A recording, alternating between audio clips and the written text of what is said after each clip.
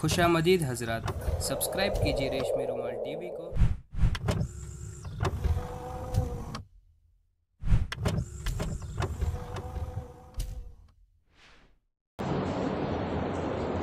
अल्हम्दुलिल्लाह रब्बिल आलमीन वस्सलातु वस्सलामु अला सय्यिदिल अंबिया'i वल मुरसलीन व अला आलिहि व अस्हाबिहि अजमाईन। अम्मा बअद, क़ाल अल्लाहु तबारक व तआला फ़िल क़ुरआनिल मजीद वल फ़ुरक़ानिल हमीद। फ़अऊज़ु बिल्लाहि मिनश शैतानिर रजीम। बिस्मिल्लाहिर रहमानिर रहीम। इन्नल्लाह यअमुरु बिल अदलि वल इहसानि व ईता'i ज़िल क़ुर्बा वयनहा अनिल फ़हशाइ वल मुनकरि वल बग़य य'iज़ुकुम लअल्लकुम तज़क्करून। वक़ाल तआला फ़ी मौज़िइन आख़र या अय्युहल्लज़ीना आमनू कूनू क़व्वामीन बिल क़िस्ति शुहदाअ लिल्लाह वलौ अला अनफुसिकुम अविल वालिदैनि वल अक़रबीन इन यकुन ग़निय्यन औ फ़क़ीरन फ़ल्लाहु औला बिहिमा वला तत्तबिउल हवा अन तअदिलू वइन तल्वू औ तुअरिदू फ़इन्नल्लाह कान बिमा तअमलून ख़बीरा। वक़ाल नबी सल्लल्लाहु अलैहि वसल्लम अस्सिद्क़ु युंजी वल किज़्बु युहलिक औ कमा क़ाल अलैहि सलातु वस्सलाम। अल्लाहुम्मा सल्लि अला सय्यिदिना मुहम्मद व अला आलि सय्यिदिना मुहम्मद अफ़ज़ल सलवातिका बिअददि कलिमातिका व बारिक व सल्लिम। अल्लाहुम्मा सल्लि अला सय्यिदिना मुहम्मद व अला आलि सय्यिदिना मुहम्मद अफ़ज़ल सलवातिका बिअददि कलिमातिका व बारिक व सल्लिम। अल्लाहुम्मा सल्लि अला सय्यिदिना मुहम्मद व अला आलि सय्यिदिना मुहम्मद अफ़ज़ल सलवातिका बिअददि कलिमातिका व बारिक व सल्लिम। अल्लाह तबारक व तआला का एहसान और करम, उसका फ़ज़ल है कि अल्लाह तबारक व तआला ने हमें अपनी इबादत के लिए, अपने ज़िक्र के लिए, अपनी याद के लिए तौफ़ीक़ बख्शी और हमें जमा फरमाया। ये अल्लाह ताला का फ़ज़ल है। गुज़िश्ता कई दिनों से बात चल रही है अदल व इंसाफ की। बात आई थी कि इंसान को खुद अपनी ज़ात के साथ भी अदल करनी चाहिए।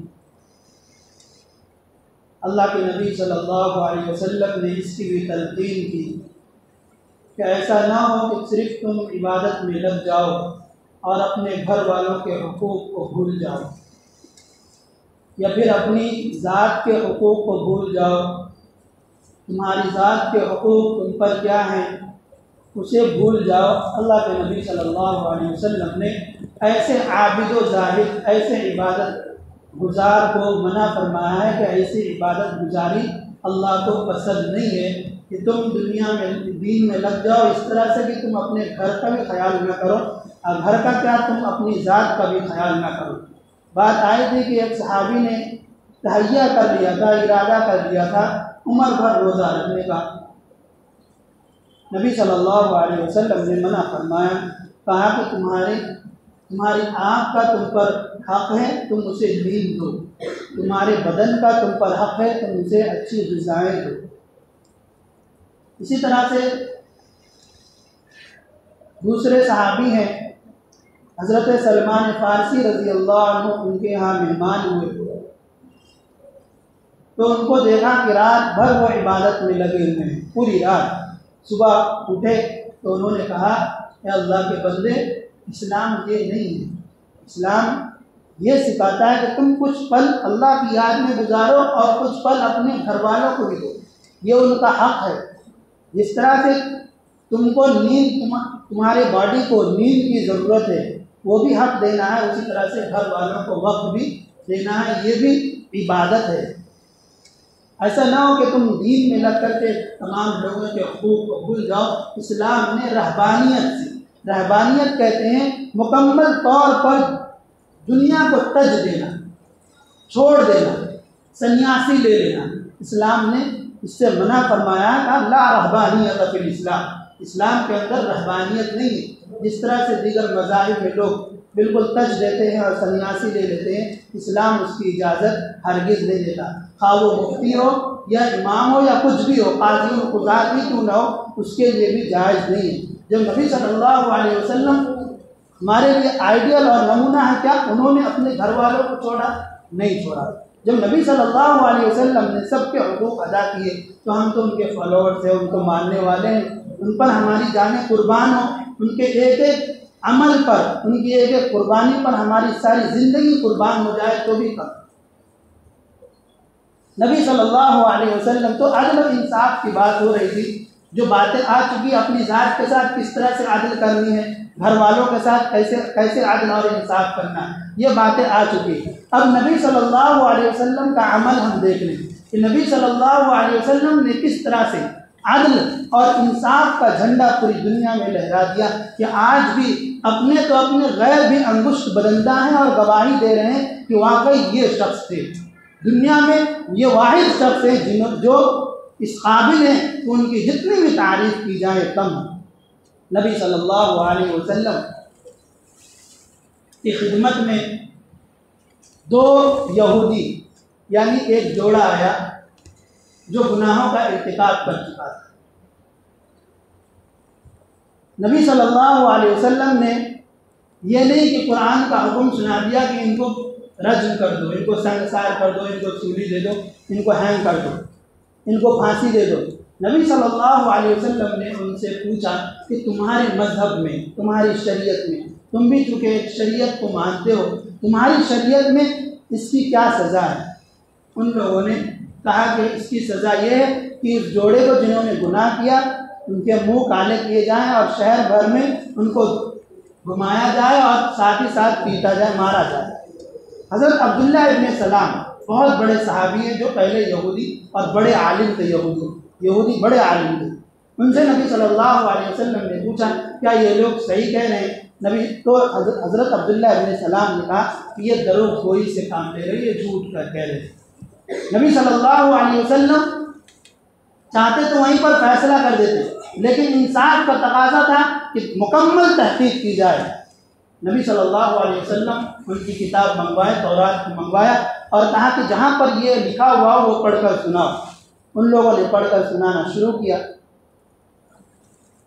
हज़रत अब्दुल्लाह इब्न सलाम वहीं पर मौजूद थे। जब वो पढ़कर के आगे निकले तो हज़रत अब्दुल्लाह इब्न सलाम ने कहा या अदुव्वल्लाह, ए अल्लाह के दुश्मन, ये तो पढ़, इसको तो इक़रा हाज़ा, इसे तो पढ़, ये क्यों छोड़ दे रहा? यानी उनके मजहब में, उनकी शरीयत में भी रजमी था, यानी संसार करना, उनको पत्थरों से मार करके ख़त्म कर देना। नबी सल्लल्लाहु अलैहि वसल्लम का ये अमल बतलाता है कि अगर जो मज़हब किसी भी मज़हब के मानने वाला हो, हम उसी मज़हब के मुताबिक वो फैसला करेंगे। ये नहीं कि हम उनके ऊपर इस्लाम को थोप देंगे। यहाँ पर एक बात भी वाज़ेह होगी कि जो लोग कहते हैं कि इस्लाम जो है तलवार से फैला है और इस्लाम ने दीगर अक़वाम को जगह नहीं दी है, गलत है। अगर ऐसा होता तो मदीने में यहूदी क्यों रहते और फिर नबी सल्लल्लाहु अलैहि वसल्लम के पास ये मुकद्दमा कैसे जाता? मालूम पड़ा कि जो लोग कहते हैं वो गलत कहते हैं, बल्कि मदीने में हर मज़हब के मानने वाले उस वक्त भी मौजूद थे। नबी सल्लल्लाहु अलैहि वसल्लम अगर कोई भी आईपी हो तो हमारा कानून, हमारा जो दुनिया का कानून है वो अदालत में उसको पेशी नहीं होती उससे। लेकिन नबी सल्लल्लाहु अलैहि वसल्लम असहाब के साथ एक साथ बैठे हुए थे। नबी सल्लल्लाहु अलैहि वसल्लम के हाथ में एक खजूर की टहनी थी और एक सहाबी को ऐसी बातों बात में लगा दिया। वो थोड़ा ज़ोर से लग गई। सहाबी कहने लगे या रसूलल्लाह, हमें इंसाफ चाहिए, बदला चाहिए। चूँकि वो सहाबी सिर्फ एक चादर ओढ़े हुए थे, चूँकि उस ज़माने में सिर्फ एक, आम तौर पर एक ही चादर जो सत्रपोशी के लिए काम आता वही पहनी। नबी सल्लल्लाहु अलैहि वसल्लम ने वो छड़ी उनको दे दी और कहा ये लो अपना बदला पूरा कर। अगर हम और आप होते तो अरे भाई हम मजाक में मारे थे, हमारा इरादा मारने का नहीं था, हमने ऐसे ही मारा है। और फिर ये कि नबी सल्लल्लाहु अलैहि वसल्लम से बड़ा वीआईपी कोई हो सकता है? नहीं हो सकता। उसके बावजूद नबी सल्लल्लाहु अलैहि वसल्लम इंसाफ के तकाजे को पूरा कर रहे हैं। फिर सहाबी ने कहा, या रसूल अल्लाह, ये नाइंसाफ़ी है, आपने मुझे नंगी पुष्ट पर, पीठ मेरी खुली हुई थी, उस पर मारा, मुझे वैसा ही चाहिए। नबी सल्लल्लाहु अलैहि वसल्लम ने चादर हटा दी और कहा, अपना बदला ले लो। ये सहाबी छड़ी फेंके और नबी सल्लल्लाहु अलैहि वसल्लम से लिपट गए और रोना शुरू कर दिया। या रसूल अल्लाह, मेरा इरादा, मेरे हाथ शल हो जाएं, टूट जाएं जो आपके ऊपर उठे, वो आंखें फूट जाएं जो आप पर नजर गड़ाए। मेरा इरादा बदला का नहीं था, मैं तो ये चाहता था कि आपके मोहरे नबूवत को चूमूं और आपके बदन से मस्त हो जाऊं ताकि मैं अपनी जहन्नम के अजाब से बच जाऊं। नबी सल्लल्लाहु अलैहि वसल्लम के, सोचिए कि जो बदन नबी सल्लल्लाहु अलैहि वसल्लम के बदन से लग गया, क्या उसको जहन्नम की आग छू सकती?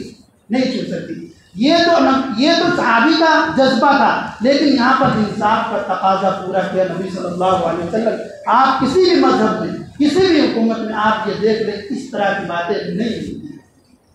ये नबी सल्लल्लाहु अलैहि वसल्लम का इंसाफ था। ऐसा नहीं कि सिर्फ नबी सल्लल्लाहु अलैहि वसल्लम ने ये इंसाफ का, बल्कि सहाबा इकराम रज़ी अल्लाहु अन्हुम अजमईन की ज़िंदगी में ये बातें आ चुकी थी कि जिनका जो हक़ है उनको दिया जाए। हज़रत उमर फारूक रज़ी अल्लाह अन्हु एक मरतबा रात में गश्त कर रहे हैं, एक घर में, घर से रोने की आवाज़ आती है बच्चों के। पता किया, देखा तो मालूम पड़ा कि बच्चे रो रहे हैं भूख की वजह से, 3 दिन से फाका। हज़रत उमर फारूक ने कहा कि बच्चों को चुप कराओ, कुछ खाने को दे दो। उन्होंने, वहाँ के औरत ने कहा, घर की औरत ने, कि खाने के लिए कुछ नहीं है। हज़रत उमर फारूक उसी वक्त, रात का वक्त है, बैतुल माल तशरीफ लाए और अपने कांधे पर, अपने बदन पर, अपनी पीठ पर अनाज, गल्ला, खजूरें उठाई और उनको पहुंचा दी। जब तक खाना तैयार नहीं हुआ, हज़रत उमर फारूक वहीं बैठे रहे। जब खाना तैयार हुआ, उन्होंने बच्चों को खिला दिया, तो औरत कह रही है, आपके हुस्न सुलूक को देख करके, आपके इंसाफ को देख कर कह रहे हैं कि अमीरुल मोमिनीन तो आपको होना चाहिए, उमर को नहीं होना चाहिए। यानी उस औरत को पता नहीं है कि यही उमर है, ये हक था उनका। इसी तरह से उमर फारूक रज़ी अल्लाह अन्हु के ज़माने में बहुत सारे ऐसे वाक़यात हैं कि उन्होंने ऐसा अदल और इंसाफ कायम किया था। एक बुढ़िया थी, रास्ते में रोक ली, कह रही है, और उल्टा सीधा गिनना शुरू कर दी, तुम ऐसे हो, तुम वैसे हो, तुम अमीरुल मोमिनीन के बनने के लायक नहीं हो, ये वो। हज़रत उमर फारूक नजरें नीचे करके सुनते रहे। बहुत देर के बाद जब उनकी बातें ख़त्म हुई तो खादिम ने कहा, या अमीरुल मोमिनीन, एक बुढ़िया की बात आप इस तरह तवज्जो के साथ सुन रहे थे, क्या हैसियत है आपके सामने? मैंने कहा, तुम जानते हो ये कौन थी? ये खौला बिन्त सालिबा थी, जिनकी जिनकी पुकार अल्लाह तबारक व तआला ने आसमान पर सुनी और कुरान की आयत करीमा नाजिल कर दी। 28वां पारा जो शुरू होता है, इन्हीं के वाक़ये से शुरू होता है कि वो नबी सल्लल्लाहु अलैहि वसल्लम से की खिदमत में हाजिर होकर के बहस कर रही थी कि नबी सल्लल्लाहु, या रसूल अल्लाह, हमें इंसाफ दीजिए, हमें बतलाइए कि हमारा हुक्म क्या होना चाहिए, मेरा शौहर ऐसा है वैसा है, बहुत सारी शिकायतें कर रही थी। और नबी सल्लल्लाहु अलैहि वसल्लम उनसे कह रहे थे, डरो, अपने शौहर के सिलसिले में डरो, वो बड़े बूढ़े हैं, अगर उनसे गलती हो जाती है तो आप उनको माफ़ करो, बर्दाश्त करो। इसी दरमियान नबी सल्लल्लाहु अलैहि वसल्लम पर वही की कैफियत तारी होती है और ये कुरान की आयत नाजिल होती है। ये तो सहाबा इकराम रज़ी अल्लाह अन्हुम अजमईन का अमल था। अब हम आ जाएं अपने दौर में। कांदला नाम सुना होगा आप लोगों ने। वहाँ पर मुसलमान और गैर मुस्लिम में, बिरादरान वतन में, एक टुकड़े को लेकर के, जमीन के टुकड़े को लेकर के तनाव पैदा हो गया। मुसलमान कह रहे थे कि ये हमारी जमीन है और गैर मुस्लिम कह रहे थे ये हमारी जमीन है। यहां तक नौबत आ गई कि मुसलमानों ने ऐलान कर दिया कि अगर हम इस पर काबिज होते हैं तो मस्जिद बनाएंगे। उन लोगों ने भी रद्द अमल में कहा कि हम मंदिर बनाएंगे। ये मुकदमा आखिरकार अंग्रेज हुकूमत की अदालत में पहुंचा। अब अंग्रेज भी लर्जा और खेजा और पशेमा है कि मैं किस तरह से फैसला करूं, कहीं ऐसा तो नहीं ना हो कि कहीं जंगल की आग की तरह इनके अंदर फसाद फूट जाए और लोगों की जानें चली जाए। मुकदमे की पेशी हुई, उन्होंने दावा किया, मुसलमानों ने दावा किया ये हमारी ज़मीन है, गैर मुस्लिमों ने दावा किया ये हमारी ज़मीन है। कुछ समझ में नहीं आ रहा था हुकूमत को, यानी अंग्रेज हुकूमत को कि क्या किया जाए। तो उन लोगों से पूछा तुम्हारे पास कोई तीसरा रास्ता है?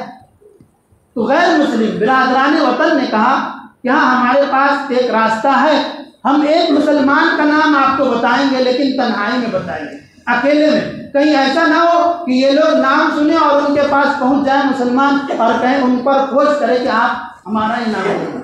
हम तन्हाई में आपको नाम बताना चाहते हैं। किसका नाम? मुसलमान का नाम। कौन? गैर मुस्लिम हज़रात, भाई बिरादरान वतन। वो मुसलमान का नाम बतलाया। मुकदमे के अगले पेशी हुई तो देखा कि मुफ्ती मुजफ्फर हुसैन कांदलवी रहमतुल्लाह अलैह बहुत बड़े अल्लाह वाले थे, मुस्तजाबुद दावात थे, शाह वलीउल्लाह शाह इस्माइल शहीद रहमतुल्लाह अलैह के शागिर्दों में से थे। वो अदालत में आ रहे हैं। मुसलमान खुश हुए कि भाई मुसलमान है, हमारे हक में ही फैसला है, और खूब शादियाने बजा रहे, खुश हो रहे हैं। और गैर मुस्लिम जो दूसरे थे वो रंजीदा है कि भाई आपने क्या गलती, हमारे लोगों ने क्या ऐसी गलती कर दी, एक मुसलमान का नाम बदलाया। अब जाहिर सी बात है मुसलमानों की जीत होगी। मुकदमे की समाअत हुई, उनसे पूछा आप बतलाइए कि ये ज़मीन किसकी है, इसका मालिक कौन है?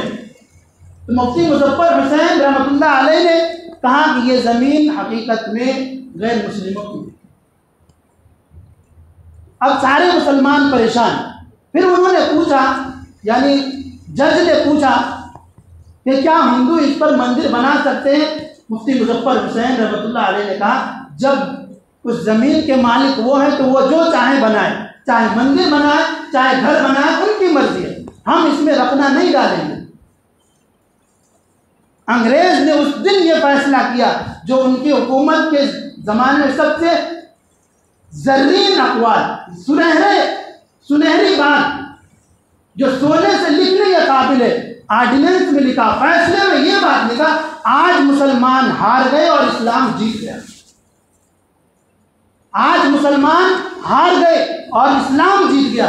इसलिए कि कुरान उसी अदल और इंसाफ का मुतालबा करता है, या अय्युहल्लज़ीना आमनू कूनू क़व्वामीन, ऐ ईमान वालों इंसाफ को कायम करो, बिलक़िस्त शुहदा लिल्लाह, और अल्लाह के लिए गवाही देने वाले बनो। ये नहीं कि हमारी कम्युनिटी का है, हमारे मज़हब का है, हमारे मज़हब का मानने वाला है तो हम, या हमारा ख़ानदान है या हमारे रिश्तेदार हैं, हम उनके हक़ में नहीं, बल्कि हम जो हक़ है उसको हम उसकी गवाही देंगे। वलो अला अनफुसिकुम, कुरान ने कहा अगरचे वो गवाही तुम्हारे खिलाफ क्यों ना हो, वल अक़रबीन, तुम्हारे रिश्तेदारों के ही खिलाफ क्यों ना हो।